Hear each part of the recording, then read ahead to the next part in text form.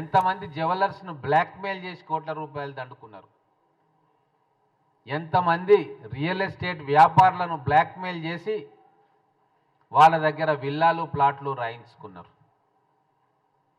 వీటన్నిటి మీద కూడా సిట్ ఎంక్వైరీ చేయాలని చెప్పి నేను రిక్వెస్ట్ చేస్తా ఉన్నా సిట్ అధికారులను. ప్రతి ఒక్క ఫోన్ ట్యాపింగ్ మీ దగ్గర రికార్డ్స్ ఉంటే ఆ ఫోన్ ట్యాపింగ్ తర్వాత పోస్ట్ ఫోన్ ట్యాపింగ్ ఏదైనా ఫైనాన్షియల్ ట్రాన్సాక్షన్ జరిగిందా అని చెప్పి లోతుగా ఎంక్వైరీ చేసే బాధ్యత సిట్ ఆఫీసర్లది.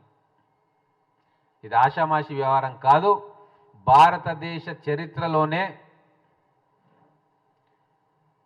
ఇంత దారుణమైన అధికార దుర్వినియోగము ఎక్కడ కూడా జరగలేదు. కాబట్టే ఈరోజు సెన్సేషనల్ న్యూస్గా ఇది నేషనల్ న్యూస్లో ప్రథమ స్థానంలో ఉంది. తర్వాత ఈ నవీన్ రావు ఎవరు? ఉద్యమంలో ఎవరు చూడలేదే, ఏ రోజు కూడా కనబడలేదు. మీకు అత్యంత సన్నిహితుడు కాబట్టే పిలుచుకున్నారు, ఎమ్మెల్సీ ఇచ్చినారు. ధరణిలో ఎన్ని వందల ఎకరాలు ఈ నవీన్ రావు గారి పేరు మీద ట్రాన్స్ఫర్ అయినాయి, దాని మీద కూడా సిట్టు విచారణ జరిపించాలి.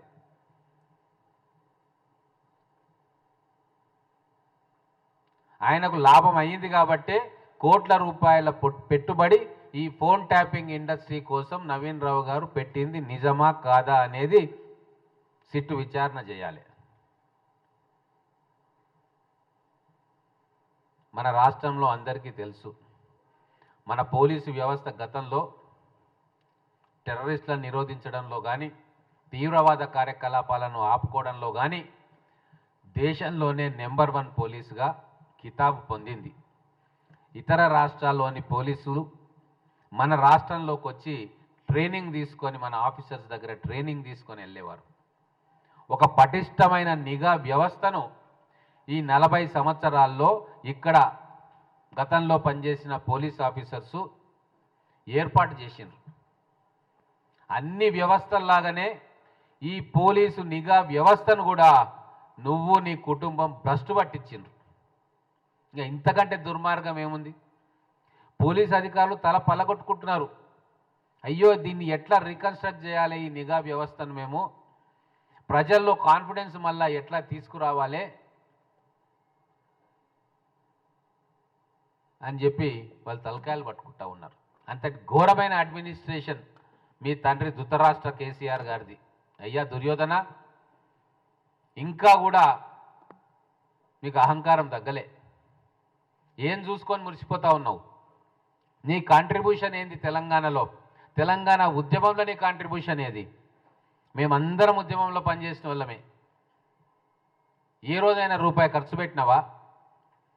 మీ ఆస్తులు పెరిగినాయి తప్ప, నువ్వు అమెరికా నుంచి ఇండియాకు వచ్చిన తర్వాత నీ ఆస్తి పెరిగింది తప్ప ఉద్యమం కోసం నువ్వు రూపాయి ఖర్చు పెట్టలే, చుక్క చెమటోడ్చలే.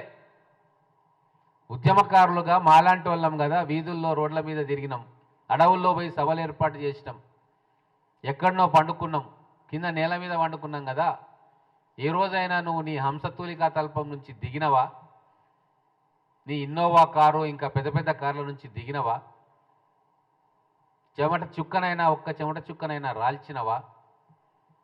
డైరెక్ట్గా నువ్వు వచ్చి ప్రధాన కార్యదర్శి అయిపోయినావు, ఎమ్మెల్యే అయిపోయినావు. సేఫెస్ట్ సీటుగా ఉన్న సిరిసిల్ల తీసుకొని ఎమ్మెల్యే అయిపోయినావు.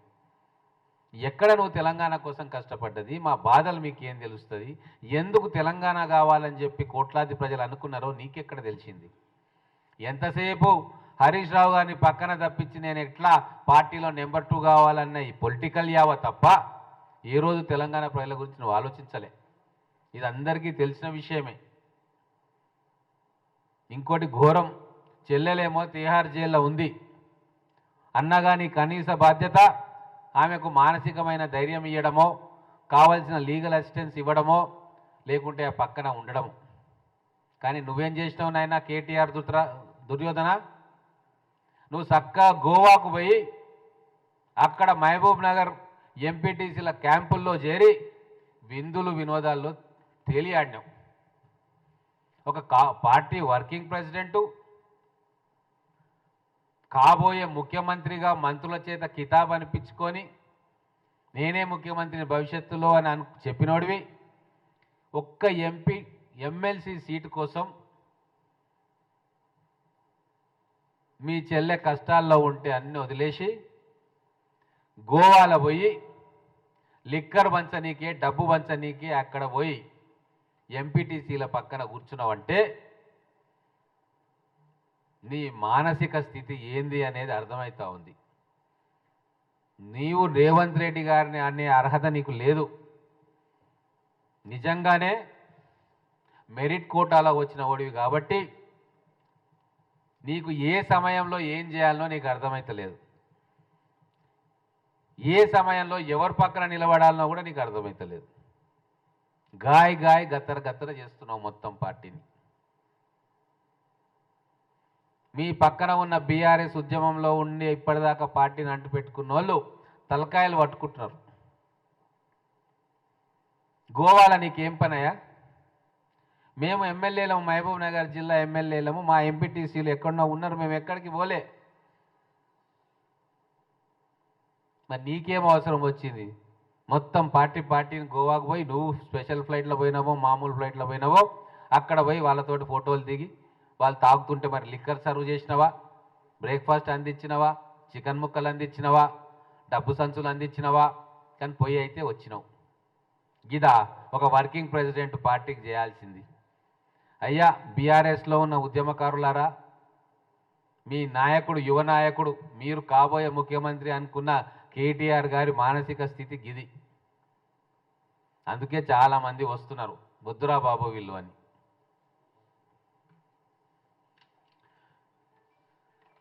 చివరగా నేను చెప్పేది ఏంటంటే ఈ ధృతరాష్ట్రుడికి ఈ దుర్యోధనుడికి కాలం చెల్లిపోయింది. కురుక్షేత్ర యుద్ధం తర్వాత ఎట్లయితే కౌరవ వంశం మట్టిగర్చుకొని చరిత్రహీనులుగా మిగిలిపోయినరో ఈ టెలిఫోన్ ట్యాపింగ్ కేసు తర్వాత ఈ కల్వకుంట్ల కుటుంబం ఎప్పటికీ కూడా మళ్ళీ అధికారం వైపు రారు. ఇప్పటికైనా ఒక నిజమైన ప్రతిపక్షంగా మీరు సూచనలు సలహాలు ఇస్తే మా కాంగ్రెస్ ప్రభుత్వం దాన్ని స్వీకరించడానికి సిద్ధంగా ఉంటుంది. మా రేవంత్ రెడ్డి గారు రెఫరెండం అంటా ఉన్నారు. నేను మళ్ళొకసారి మిమ్మల్ని అడుగుతా ఉన్నా, మీ పార్టీని కాపాడుకోవాలని మీకుంటే ధృతరాష్ట్ర కేసీఆర్ కానీ, దుర్యోధన కేటీఆర్ కానీ, దుశ్శాసన హరీష్ రావు కానీ మీరు ఎంపీగా పోటీ చేసి మీ పార్టీని బతికించుకోండి. అన్నీ బాగున్నప్పుడు మీకు కావాల్సిన నియోజకవర్గాల్లో పోటీ చేసిరు కదా, ఇప్పుడు మీ కార్యకర్తలు మీ పార్టీలో ఉన్న వేలాది లక్షలాది మంది ఆశిస్తున్నారు పార్టీని కాపాడండి మహాశయ అంటే మీరు విందులు వినోదాల్లో తేలియాడుతూ ఉన్నారు. మీ పార్టీ నాయకులే మిమ్మల్ని అసహ్యించుకుంటున్నారు. ఇప్పటికైనా పోయేదేమీ లేదు. మీరు పార్లమెంటు స్థానాల్లో పోటీ చేయండి. మాకు కూడా ఒక ప్రతిపక్షం బలంగా ఉండాలని మేము కోరుకుంటున్నాం. మేము ప్రజాస్వామ్యవాదులం. పార్టీని కాపాడుకోండి. మీరు ఒకరేమో పోయి జైల్లో కూర్చున్నారు, ఇంకొక మాజీ ఎంపీ గారు సర్పంచ్కి కూడా ఏడ గెలవరు కాబట్టి ఉన్న మీ ముగ్గురు కుటుంబ సభ్యులు 3 స్థానాల్లో ఎంపీగా పోటీ చేసి మీ పార్టీని బతికించుకునే ప్రయత్నం చేయండి. తెలంగాణ రాష్ట్రంలో మిమ్మల్ని ప్రతిపక్ష స్థానంలో చూడాలని ప్రజలు కోరుకుంటున్నారు కాబట్టి ఆ బాధ్యతను మీరు నెరవేర్చే క్రమంలో మీ పార్టీని కాపాడుకోవడానికి రాజకీయ క్షేత్రంలో ఉండండి.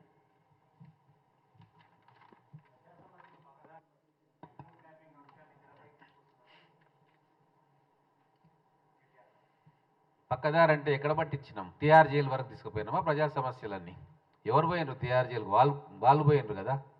ఫోన్ ట్యాపింగ్ ఎవరు తీసుకొచ్చిర్రు? మేము చేసినామా? వాళ్ళు చేసిండ్రు కదా. వాళ్ళు చేసిన పనులన్నీ ఇప్పుడు వాళ్ళకే దన్నుతూ ఉన్నాయి. ప్రజా సమస్యలను పట్టించుకోవడానికే మేము 6 గ్యారంటీలను అమలు చేస్తూ ఉన్నాం. ఒక్కొక్కటిగా పని జరుగుతూ ఉంది. ఈరోజు ఎలక్షన్ కోడ్ వచ్చింది కాబట్టి ఈరోజు సంక్షేమ పథకాలు ప్రజలకు ఇవ్వలేకపోతా ఉన్నాం. హరీష్ రావు గారు లెక్క చూపించారు 180 రైతు ఆత్మహత్యలు జరిగినాయని. ఏడ చూసిండో ఈయన, ఎక్కడున్నాడో. వేల మంది రైతు ఆత్మహత్యలు జరుగుతూ ఉంటే ప్రతిపక్షాలన్నీ కూడా వాళ్ళకు కంపెన్సేషన్ ఇవ్వాలని కోరుతూ ఉంటే ఒక్కరోజైనా వీళ్ళు గౌరవ ముఖ్యమంత్రి, ఆ రోజు ఉన్న ముఖ్యమంత్రి గారు ఒక్క రైతునన్న పరామర్శించిండా?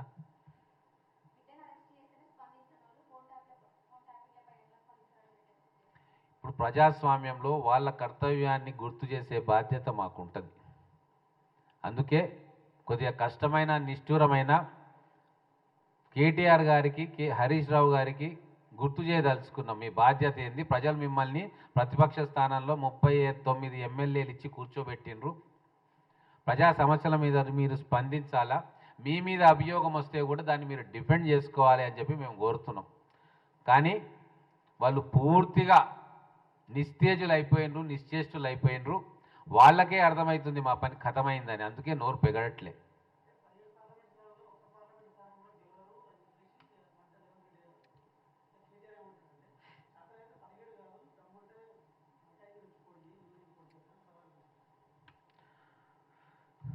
ఇప్పుడే చెప్తున్నాను కదా, ఉట్టికి ఎగరనమ్మ స్వర్గానికి ఎగిరిందట. నువ్వు ఇన్ఛార్జిగా ఉన్న కరీంనగర్ జిల్లాలో ఎన్ని స్థానాలు బీఆర్ఎస్ పార్టీ గెలుచుకుంది?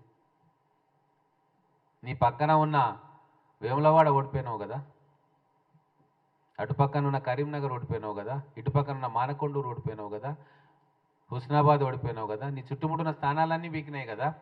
నువ్వు కేవలం నీ డబ్బు బలంతో, అధికార బలంతో ఇటువంటి ఫోన్ ట్యాపింగ్ వ్యవస్థ ఒకటి ఏర్పాటు చేసి బెదిరించి కదా నువ్వు ఓట్లు వేసుకున్నది. ఈరోజు నేను రిక్వెస్ట్ చేస్తా ఉన్న ఈ వేదిక ద్వారా ప్రతి ఒక్క నియోజకవర్గంలో బీఆర్ఎస్కు వ్యతిరేకంగా పోటీ చేసిన బీజేపీ కావచ్చు, కాంగ్రెస్ నాయకులు అభ్యర్థులు కావచ్చు, వాళ్ళ ఫోన్ 100% ట్యాప్ చేసిండ్రు దుర్మార్గులు. సిరిసిల్లలో మహేందర్ రెడ్డి గారు ఫోన్ ట్యాప్ చేసిండ్రు, దుబ్బాకలో రఘునందన్ రావు గారు ఫోన్ ట్యాప్ చేసిండ్రు, వేములవాడలో ఆది శ్రీనివాస్ గారు ఫోన్ ట్యాప్ చేసిండ్రు. ఇట్లా ఎక్కడ అభ్యర్థులు గట్టి పోటీ ఇస్తారని అన్నారో అక్కడ అందరి ఫోన్లు కూడా ట్యాప్ చేసిండ్రు.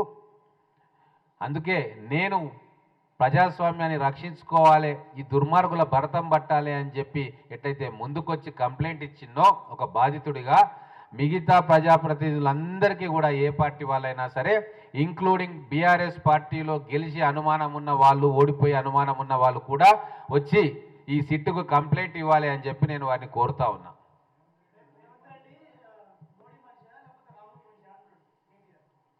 రేవంత్ రెడ్డి గారు తెలంగాణ ప్రజల కష్టాన్ని తీర్చడానికి వచ్చిన తెలంగాణ ప్రజల సొంత మనిషి.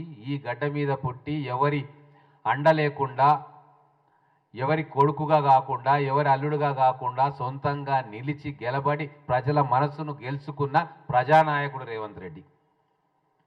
తెలంగాణ ప్రజల పక్షం ఉండే నాయకుడు రేవంత్ రెడ్డి. దానికి సమాధానం చెప్పిన కదా. పార్లమెంట్ ఎన్నికల తర్వాత కల్వకుంట్ల కుటుంబము పోయి తీహార్ జైల్లో ఉంటుంది.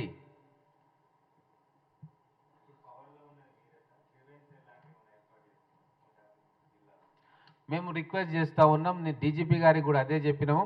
ప్రతి జిల్లాలో ఒక గ్రీవెన్స్ సెల్ పెట్టండి, వేలాది మంది వచ్చి మా ఫోన్ ట్యాప్ అయింది అని చెప్పి ఆధారాలతో సహా వాళ్ళు విజ్ఞాపన పత్రం ఇస్తారు, కంప్లైంట్ ఇస్తారు. దయచేసి ఆ పని చేయండి అని చెప్పి మరొకసారి రిక్వెస్ట్ చేస్తూ ఉన్నాం.